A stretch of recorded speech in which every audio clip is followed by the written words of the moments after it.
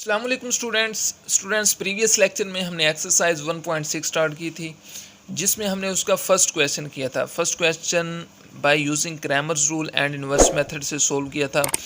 आज हम इसका सेकंड क्वेश्चन करेंगे।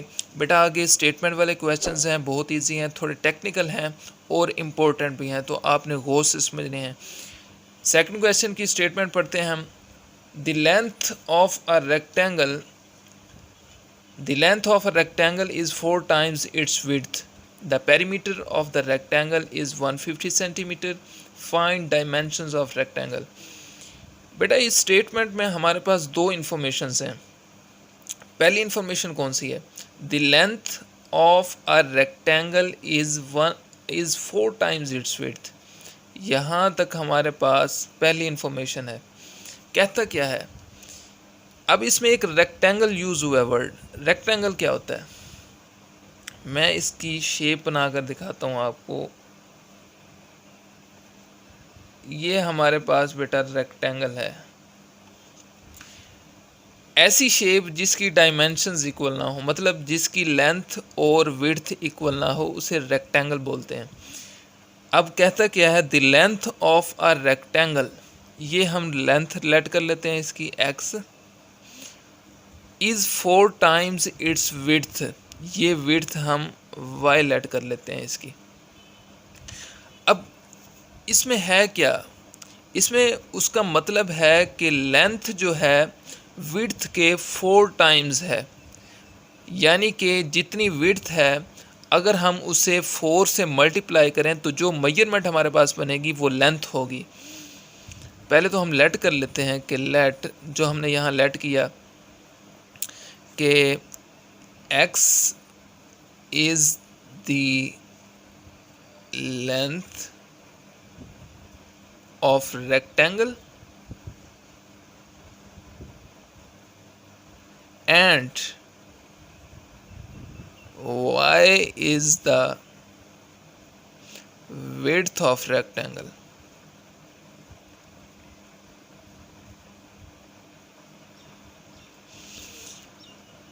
अब आगे क्या करना है कि अकॉर्डिंग टू द स्टेटमेंट के मुताबिक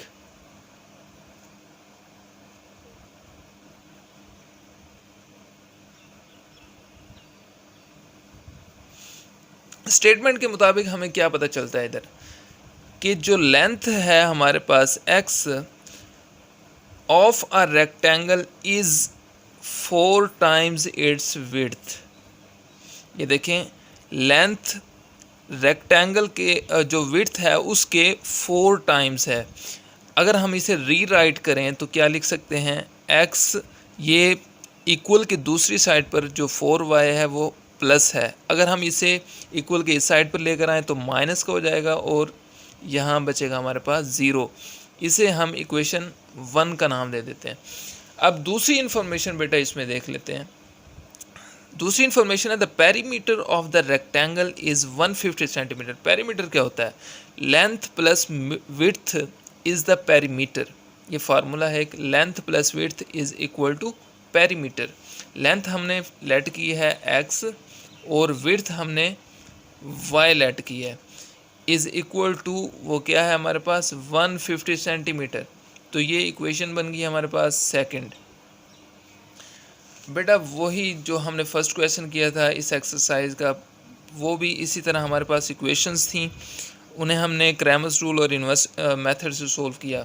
अब इसमें हमारे पास जो टेक्निकली जो चीज़ है ना, इसमें से हमने x और y की वैल्यूज़ निकालें। उसने कहा है कि फाइंड डायमेंशंस ऑफ रेक्टेंगल। ये हमारे पास डायमेंशंस हैं x और y, तो हमने ये लेट करनी है।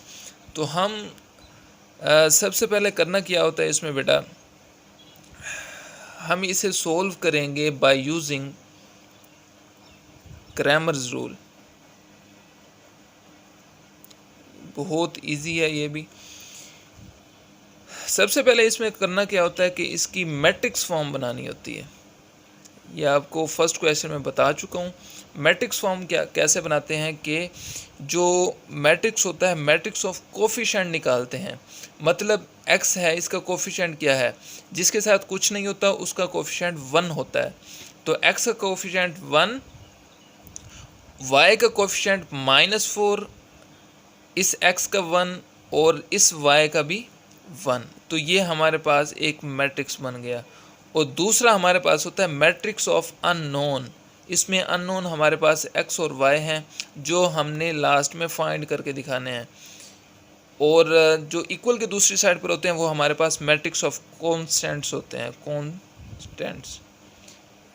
इसे हमने a का नाम दे दिया, इसे x का और इसे b का।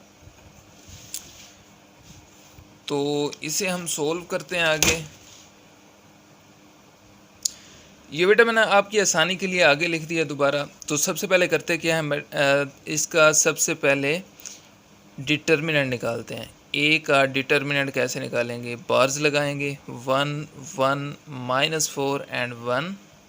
डिटर्मिनेंट कैसे निकालते हैं, जो डायगोनल एंट्रीज होती हैं उन्हें आपस में मल्टीप्लाई करते हैं। 1 मल्टीप्लाई बाय 1 1, दरमियान में माइनस का साइन आता है। और 1 मल्टीप्लाई बाय -4, और ये -4 जब इस माइनस के साथ मल्टीप्लाई होगा तो प्लस का 4 हो जाएगा। तो हमारे पास आंसर आ जाता है 5। ए का हमारे पास क्या आ गया, 5। ये ए का डिटर्मिनेंट हमारे पास 5 आ गया।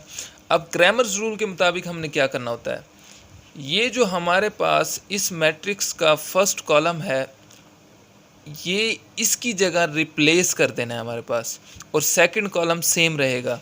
कैसे, 0 150 जो है ए मैट्रिक्स के फर्स्ट कॉलम के साथ रिप्लेस कर देना है, तो ये आएगा। और सेकंड कॉलम हमारे पास सेम रहेगा, -4 एंड 1।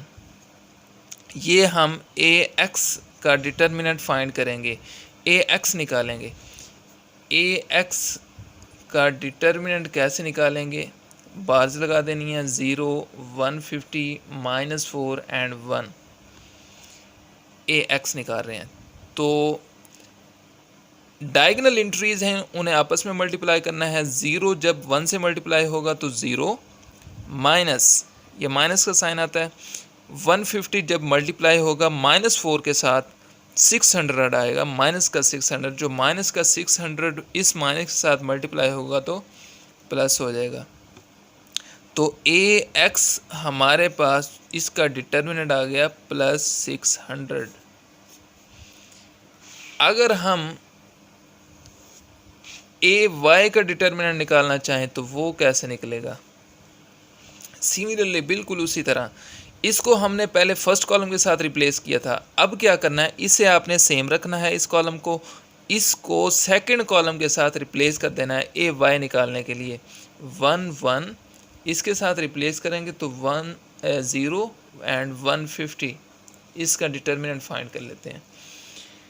150 के साथ 1 को मल्टीप्लाई करें तो 150 माइनस 0 मल्टीप्लाई बाय 1 0, तो ए वाई का जो डिटर्मिनेंट आ जाता है वो हमारे पास 150 आ जाता है। अब क्या करना है, अकॉर्डिंग टू क्रैमर्स रूल हमारे पास क्या है कि अगर आप x की वैल्यू फाइंड करना चाहते हैं तो ए एक्स का डिटर्मिनेंट जो है उसे ए डिटर्मिनेंट पर डिवाइड कर दें तो आपके पास x की वैल्यू आ जाती है। अकॉर्डिंग टू क्रैमर्स रूल, अगर आप x की वैल्यू फाइंड करना चाहते हैं तो ए एक्स का डिटर्मिनेंट ए डिटर्मिनेंट पर डिवाइड कर दें। ए एक्स डिटर्मिनेंट हमने निकाला है, क्या निकाला था, 600। ये देखें यहाँ 600 पुट करें, और ए डिटर्मिनेंट हमने निकाला था 5, और ये 5 आ गया। इसे अगर हम डिवाइड करें इस पर तो हमारे पास आता है 150, आप डिवाइड करके देख सकते हैं। और अगर अकॉर्डिंग टू क्रैमर्स रूल अगर हम y की वैल्यू निकालना चाहते हैं तो क्या करेंगे, ए वाई डिटर्मिनेंट को ए डिटर्मिनेंट पर डिवाइड कर दें। ए वाई डिटर्मिनेंट हमने क्या निकाला, 150, ये आ गया 150, और ए डिटर्मिनेंट हमारे पास ऑलरेडी मौजूद है वो है 5। तो y की वैल्यू हमारे पास इसे डिवाइड करने से क्या आ जाती है, ये डिवाइड करें आप तो 30 आती है, 30। अब बेटा आप देख सकते हैं इसमें अब y हमारे पास था विड्थ और x हमने लेट की थी लेंथ को। अगर उसी स्टेटमेंट के मुताबिक देखें तो विड्थ को अगर 4 से मल्टीप्लाई करें तो आपकी लेंथ के इक्वल आती है। देखें 30 को अगर 4 से मल्टीप्लाई करें तो 120 आता है।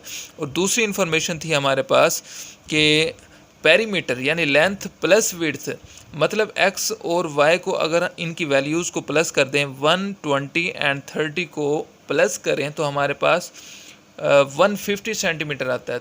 वो इंफॉर्मेशन हमारे पास ये थी, ये देखें, the perimeter of rectangle is 150 centimetre. Perimeter मैंने आपको बताया कि लेंथ प्लस विड्थ को पेरीमीटर कहते हैं।